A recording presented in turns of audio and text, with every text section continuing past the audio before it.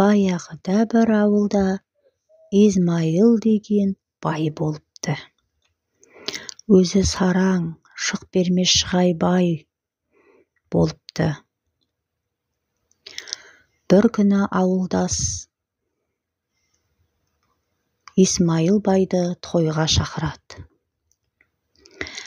Измайыл бай тойға барып, бір кесе боза ішіп, жолға шығады. Ол ауылына келе жатып, теңселе бастайды. Жолда орманға келгенде теңселіп, ормандағы бір орға түсіп кетеді. Ол ор үлкен, дәу, қараңғы ор екен. Зәресі ұшқан Измайыл бай жан-жағына қарап айғайлай бастайды. Жан-жағынан ысылдаған, ырылдаған дауыстар естіледі. Содан Измайыл бай айғайлап, құтқарыңдар, құтқарыңдар деп айғайлаған дауыс шығады. Орманда келе жатқан бір шаруа орға қарай бұрылады. Сөйтіп орға келіп, бір ұзын сұрықты кесіп алып, орға қарай тастайды.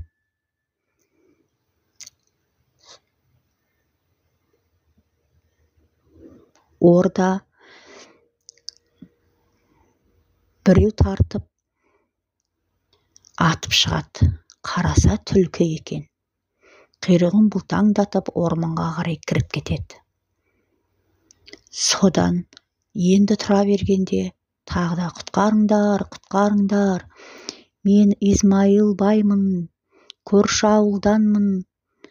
Мені құтқарсаң саған алтын берем, деп айғайлайды. Сонда шаруа қайтадан ұзын сұрықты кесіп алып, орға тастайды. Орға тастаған сұрыққа ауыр нәрсе жабысып, жоғары қарай өрмелеп келеді. Қараса, дәу аю шығады. Сөйтіп орманға қарай жүгіріп кетеді. Содан таңғалған шаруа орнынан тұрайын деп атқанда, тағы да құтқарыңдар, құтқарыңдар, мен Измайыл баймын, мені құтқарсаң бар байлығымды берем, деп айғайлайды. Сонда шаруа қайтадан сұрықты орға тастайды. Орға жабысып, тағы біреу келетады. Қараса, ирелеңдеп жылан шығып, тауға қарай, орманға қарай ирелеңдеп кетеді. Содан шаруа енді тұрайын деп атқанда, тағы да құтқарыңдар, құтқарыңдар деген дауыс естиді. Содан қайтадан ұзын сұрықты тастап, ар жағынан ауыр нәрсе өрмелеп келе жатады. Қараса, Измайыл бай құтқарған адамның бетіне қарамастан атына мініп шауып кетіпті. Таңғалған шаруа үйіне қалай жеткенін байқамай қалады. Үйіне келіп, есіктің алдына келіп, отырса, қорасы тола, қаз, тауық, іші сыртына сыймай толып тұр екен. Түлкі қарап, бұл менің құтқарғаның үшін деп, сый-сияпатым деп. Содан шаруа енді бұрыла бергенде, қораның іші тола отын екен. Содан аю келіп, бұл менің саған тартқан сыйлығым депті. Сонымен шаруа үйіне кіре бергенде есіктің алдында елеулеңдеген жылан жатыр екен. Жылан шаруаға қарап, мынау алтын бағалы тас саған мені құтқарғаның үшін деп тастап кетеді. Содан шаруа қуанып, мен қызымды үйлендірейін деп жатыр едім деп қуанып кетеді. Сол бағалы тасты алып базарға барады. Базарға барса, ол тасты көрген базаршылар, мынау таспен тастың бағасына базардың құны да жетпейді, үлкен бағалы тас екен, сен оны қайдан алдың, шыныңды айт деп жағасынан алады. Содан базаршылар шаруаны кәдиге апарады.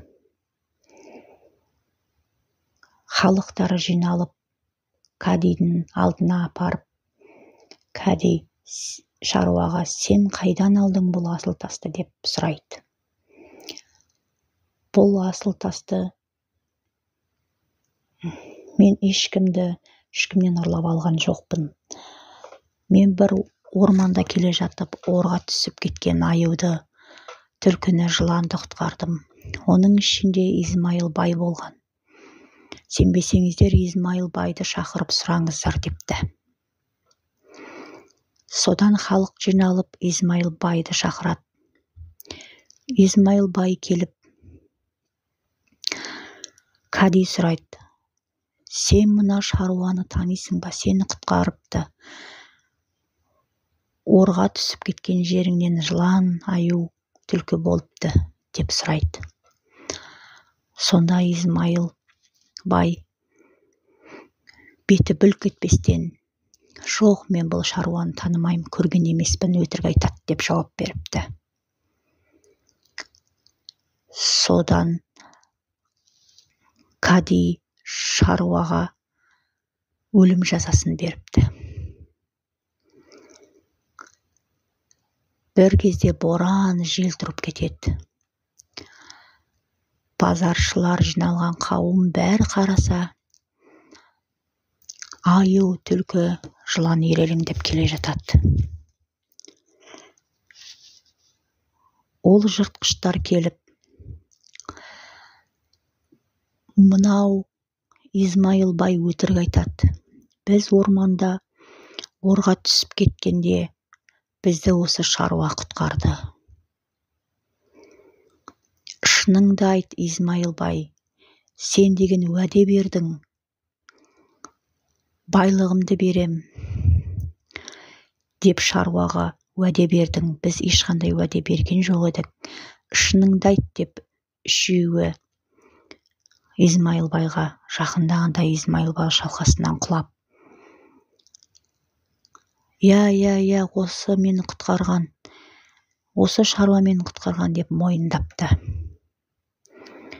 Сонда кәди шаруаға алтын бағалы тасын беріп, шығарып сапты.